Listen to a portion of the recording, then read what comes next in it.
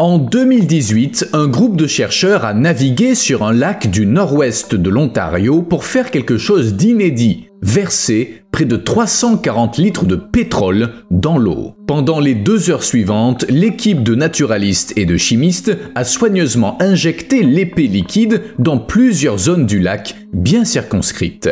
Mais aussi étrange que ce soit, il ne s'agissait pas d'un groupe de génies du mal, et ces événements n'ont causé aucun scandale, bien au contraire. En fait, ces chercheurs n'arrêtent pas de faire des choses étonnantes, et non seulement on ne les arrête pas, mais on les y encourage. Par exemple, une fois, ils ont déversé plusieurs tonnes de sucre dans le lac pour... Mais prenons les choses étape par étape. Et d'abord, un bon café bien sûr, sans sucre.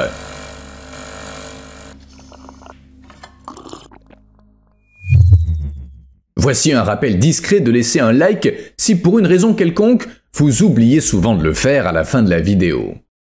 Commençons peut-être par le pétrole. Vous avez peut-être deviné pourquoi on en déverse dans un lac à des fins scientifiques, pour simuler une fuite accidentelle et l'étudier. En effet, quand une marée noire se produit à la suite d'un accident, on n'a pas le temps de faire des recherches. La priorité est de sauver la zone menacée. C'est pour comprendre comment le pétrole se comporte et comment y réagir qu'ont été réalisées ces études. Pendant 3 étés, des chercheurs ont étudié la manière dont le pétrole affecte les lacs des forêts boréales, un type de paysage courant dans le nord du Canada, de la Russie et de l'Alaska. Ce projet est l'un des premiers du genre car la plupart des recherches sur les fuites de pétrole ont lieu en laboratoire. Enfin, ou sur les sites de marée noire, mais comme je l'ai dit, c'est pas toujours simple. De plus, c'est moins efficace que la recherche dans des lacs. Les expériences de labo ne peuvent simuler que des versions simplifiées d'écosystèmes complexes, et quand une catastrophe survient, on se concentre sur le nettoyage rapide du pétrole, pas sur la collecte de données scientifiques. On manque également d'informations sur les sites de fuites accidentelles. Les chercheurs comparent ça au fait d'arriver sur les lieux d'un accident sans connaître le contexte. En gros, on ignore ce qui s'est passé, comment c'est arrivé, ni quelle était la situation avant l'accident, et ça rend beaucoup plus difficile l'évaluation des conséquences. En revanche, étudier une fuite contrôlée dans une zone délimitée, c'est une autre histoire. À l'aide de ces études, les chercheurs espèrent mieux connaître l'impact du pétrole sur l'environnement en conditions réelles. À l'avenir, ça pourrait aider les décideurs et l'industrie pétrolière à développer des moyens plus efficaces de gérer les fuites et fournir aux chercheurs les informations nécessaires à d'autres recherches. Et bien que polluer délibérément un lac puisse sembler une manière étrange de protéger l'environnement, c'est exactement ce qu'ils font dans la zone des lacs expérimentaux de l'IISD. Cette station de recherche unique, connue internationalement, comprend 58 plans d'eau au sein d'une étendue de 194 km² de forêt boréale. Depuis 50 ans, des chercheurs utilisent ces lacs comme de véritables labos en plein air. Au cours des 50 dernières années, ils ont versé toutes sortes de polluants dans ces eaux, engrais, mercure, acide sulfurique, œstrogènes. Et pour une bonne raison, car étudier l'effet de ces substances sur les écosystèmes, souvent des lacs entiers, a joué un rôle crucial dans la recherche sur l'eau douce et l'élaboration de politiques. De plus, ces recherches ont réellement conduit à une amélioration de la qualité de l'eau dans le monde entier. Après tout, c'est le seul endroit au monde où des chercheurs disposent de lacs entiers qu'ils peuvent manipuler et observer pour voir comment la pollution affecte l'environnement. Et souvent pendant des décennies. Ainsi, on comprend pourquoi cet endroit est appelé le super collisionneur de l'écologie. Mais revenons au pétrole et à son injection dans l'eau. Comme je l'ai dit, à l'été 2018, un groupe de chercheurs a versé du pétrole dans 8 sections différentes d'un lac, simulant de vraies fuites, allant de petits incidents jusqu'à la fuite de la rivière Kalamazoo de 2010. Pour info, c'était l'une des plus graves fuites en eau douce de l'histoire des États-Unis. L'équipe a étudié comment le pétrole se déplaçait dans l'eau et affectait les organismes, insectes, poissons et amphibiens. Puis, à l'été 2019, ils ont procédé à une nouvelle série de fuites dans 18 zones le long du rivage. Après avoir déversé le pétrole, ils en ont retiré une grande partie à l'aide de méthodes de nettoyage courantes, comme l'emploi de matériaux absorbants ou l'aspersion avec des tuyaux d'eau à basse pression. Cependant, ces méthodes ne permettent pas un nettoyage à 100%. Il reste toujours des sédiments sur le rivage et sur les plantes. C'est exactement ce que les chercheurs étudiaient. Ils cherchaient de meilleures façons d'absorber le pétrole restant. Ils ont testé diverses méthodes telles que nettoyant pour rivage, bactéries et zones humides flottantes, des îles végétales qui se sont révélées efficaces lors de tests menés en Inde et au Pakistan. Une question me vient. Comment tout ça a commencé? Je veux dire, à un moment donné, quelqu'un a dû se dire « Eh, on va prendre des lacs, on va y verser toutes sortes de trucs et voir ce qui se passe. » J'ai décidé d'étudier ça et voici ce que j'ai découvert. Quand le centre de recherche a ouvert en 1968, la préoccupation des naturalistes était la prolifération des algues dans le lac Erie. Elle était causée par la pollution de l'eau qui entraînait un manque d'oxygène, provoquant la mort des poissons. Ce phénomène s'appelle eutrophisation, un gros mot décrivant un problème que beaucoup d'estuaires ou embouchures de rivières connaissent. L'eutrophisation se produit quand l'environnement est trop riche en nutriments, entraînant une multiplication des plantes et des algues. C'est un problème très courant. 65% des estuaires et des eaux côtières étudiées par les chercheurs ont été dégradés à cause d'un apport excessif de nutriments. Ça conduit inévitablement à une augmentation des niveaux d'oxygène, provoquant une réaction en chaîne qui entraîne la mort de tout ce qui vit.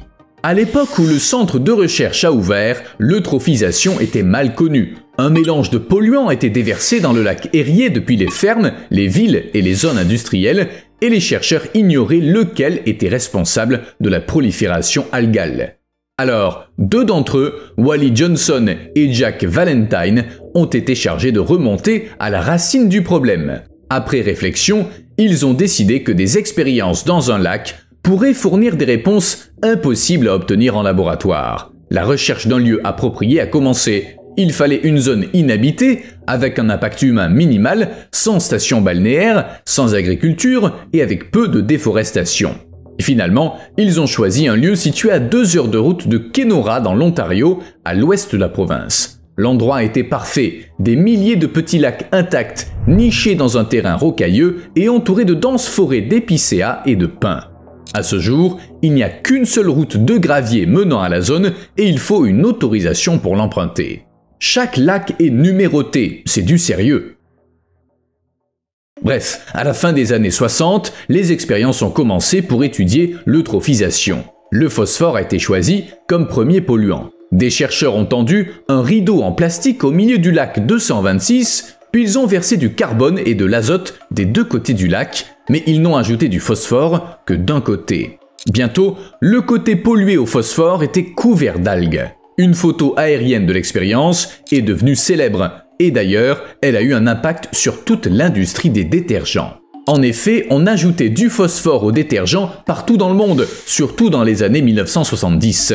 Pour une bonne raison, il augmentait l'efficacité des produits, mais il avait un gros inconvénient. Le phosphore restait dans les eaux usées et il finissait par se retrouver dans les plans d'eau. Et le problème ne se limitait pas à ça. Le phosphore lui-même est peu toxique, mais une fois qu'il est, disons, libéré, il cause une pollution par les nutriments. En d'autres termes, il déclenche l'eutrophisation. Aujourd'hui, chercheurs et fabricants le savent, mais avant les années 70, personne ne pensait que le phosphore pouvait se comporter ainsi. Et c'est là, dans les lacs expérimentaux de l'Ontario, qu'on l'a compris. Cette image a convaincu les politiciens que l'usage du phosphore devait être réglementé. Dans les années 70, le Canada et les États-Unis ont adopté des lois interdisant les phosphates dans les détergents. Mais les expériences ont continué. En étudiant les documents, on peut voir que du sucrose a été utilisé comme source de carbone dans les lacs. Du sucre de marque Manitoba Sugar qui était livré en sac de 11 kg. En fait, de nombreuses expériences ont été menées dans les lacs pendant des années. Les chercheurs voulaient comprendre si le phosphore était bien responsable de l'eutrophisation, mais aussi découvrir si le sucre, en présence de phosphore, pouvait limiter la croissance des algues indésirables. En d'autres termes, aurait-il pu agir comme un antidote? Et dans l'affirmative, aurait-il été possible de restaurer les lacs qui avaient déjà subi une eutrophisation? Ainsi, en 1971 et 72, du phosphore, de l'azote et du sucre ont été ajoutés à un lac. Comme lors des autres expériences, l'ajout d'engrais a déclenché une prolifération d'algues. Puis, en 1973, les chercheurs ont continué à ajouter de l'azote et du sucre, mais plus de phosphore. Ils voulaient simuler les conditions dans un plan d'eau après la mise en place de mesures de contrôle du phosphore, les eaux usées continuant d'affluer, mais n'étant plus contaminées par du phosphore. Et de manière inattendue, toutes les algues ont disparu du lac.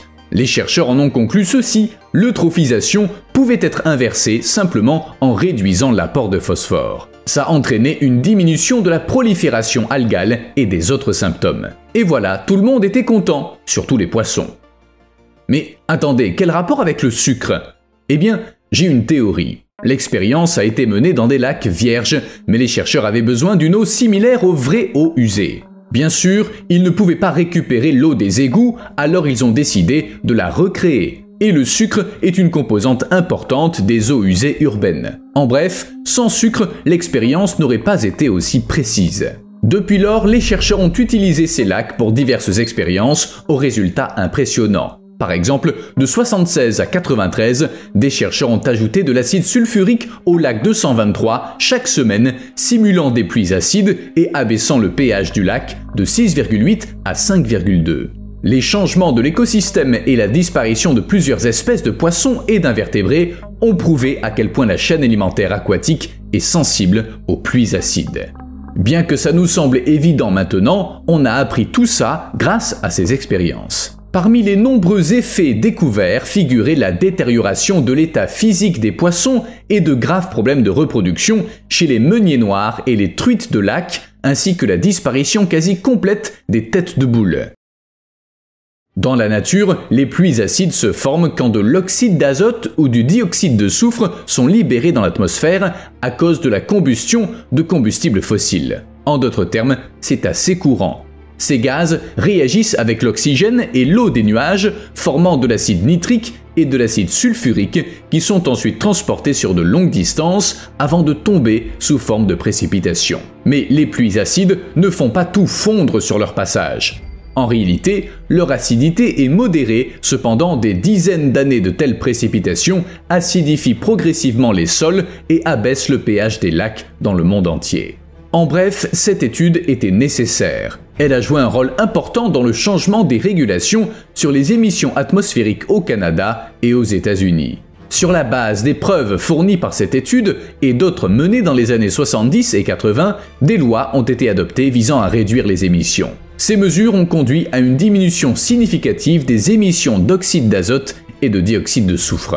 Et qu'en est-il du lac 223 ? Il continue d'être étudié même des dizaines d'années après la fin de l'expérience sur les pluies acides. Malheureusement, les résultats de ces observations ne sont pas très positifs. La composition chimique de l'eau est revenue à la normale, mais la biologie du lac ne s'en est jamais remise. Une autre expérience intéressante concerne le lac 658, un petit lac qui nous a aidé à comprendre comment le mercure circule dans l'environnement. De 1999 à 2007, un autre groupe de chercheurs a ajouté du mercure à l'eau du lac, démontrant ainsi comment ce métal lourd, libéré par les centrales au charbon, affecte la chaîne alimentaire. Cette étude révolutionnaire a joué un rôle important dans notre compréhension du cycle du mercure dans les écosystèmes aquatiques et a influencé les émissions atmosphériques en Amérique du Nord. Le mercure est libéré par de nombreuses sources naturelles et artificielles. Par exemple, une centrale au charbon peut émettre du mercure sous forme de vapeur. Il peut aussi voyager sur de longues distances via l'atmosphère, même traverser des océans et des continents avant de se déposer dans les lacs et les rivières. En résumé, c'est un problème sans frontières. Le mercure libéré par une centrale en Asie peut finir dans un lac en Amérique, et vice-versa. Sans parler du méthylmercure. C'est une forme organique de mercure qui se forme à partir du mercure inorganique par l'action de microbes présents dans les êtres vivants aquatiques.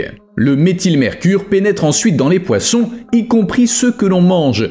Vous voyez le problème ? Le poisson est une source importante de protéines, beaucoup de gens en dépendent. Via le poisson, le méthylmercure entre dans le corps humain où il s'accumule et cause de graves problèmes de santé. Une bonne partie de l'humanité aurait pu être sérieusement empoisonnée sans ces études sur les lacs. En partie grâce à elle, la convention de Minamata sur le mercure a été adoptée, un traité international visant à protéger les gens de l'empoisonnement au mercure.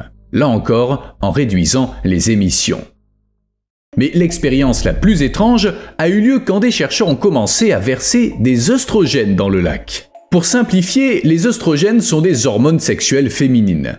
Or, ces hormones ont un effet sur les poissons, elles causent des troubles du développement sexuel. On sait ça grâce aux expériences du lac 260. À partir de 2001, l'œstrogène synthétique EE2 présent dans les pilules contraceptives a été ajouté aux eaux de surface du lac 260 pour étudier ses effets.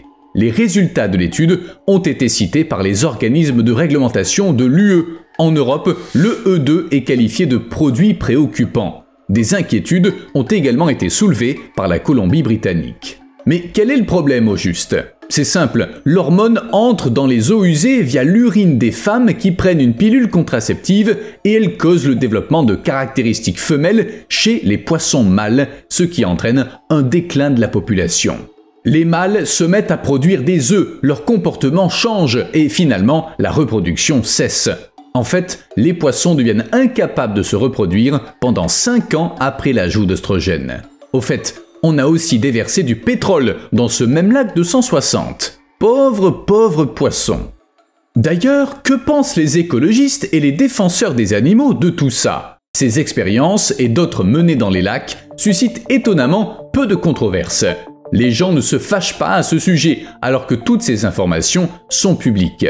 Par exemple, la plupart de celles que j'ai utilisées pour cette vidéo viennent du site officiel du projet. Autrement dit, les chercheurs partagent beaucoup sur leur travail. Ils organisent des sessions d'information auprès des communautés vivant près de la zone de recherche et ils publient sur les réseaux sociaux. De plus, ils soulignent qu'ils ne déversent pas de produits chimiques de façon inconsidérée. Avant toute expérience, ils doivent prouver aux organismes de réglementation que leurs actions n'affecteront pas les humains et les eaux en aval. Et ils sont tenus de restaurer les lacs dans les 10 ans qui suivent. Au total, la station de recherche a publié 745 articles, 126 thèses, 102 chapitres de livres, 185 rapports de données et plusieurs livres complets.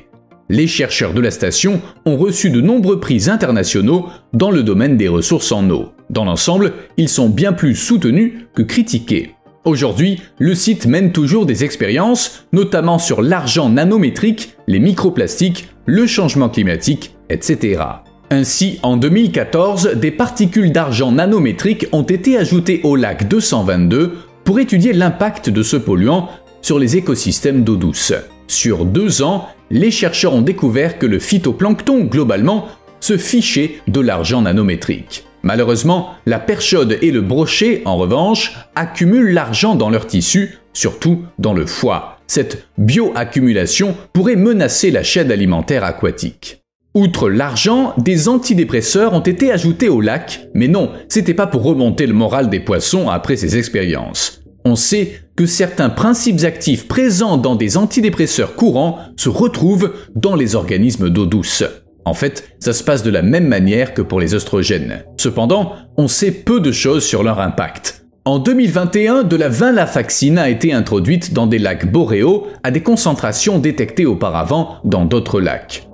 L'objectif de l'étude est simple, déterminer comment les antidépresseurs affectent les habitants du lac, leur comportement et l'écosystème dans son ensemble. Mais tout ça est très récent, les résultats restent à déterminer. D'ailleurs, dans l'une des dernières études, Tom Bean de l'Université de York et ses collègues ont découvert que l'antidépresseur courant fluoxétine, même à faible concentration, altérait l'alimentation des étourneaux pendant les périodes clés de recherche de nourriture au lever et au coucher du soleil, à des concentrations que les étourneaux peuvent rencontrer dans l'environnement. Rien à voir avec nos lacs, mais c'est un autre exemple de la manière dont de telles substances affectent les organismes. Enfin, les organismes non humains. Notre cas est assez clair. Quant au lac, une des expériences les plus récentes a eu lieu en 2023. Cette année-là, des produits utilisés pour protéger les pneus ont été injectés dans le lac 302. Plus précisément, du 6-ppd-quinone qui protège les pneus de l'ozone et des rayons UV. Cependant, tôt ou tard, la surface des pneus s'use et le composé finit dans l'environnement via le ruissellement des eaux pluviales. Les chercheurs ont introduit différents dosages de 6 ppd quinone dans le lac 302, puis ils ont surveillé les caractéristiques de la colonne d'eau, de sa composition, aux populations de poissons et d'insectes.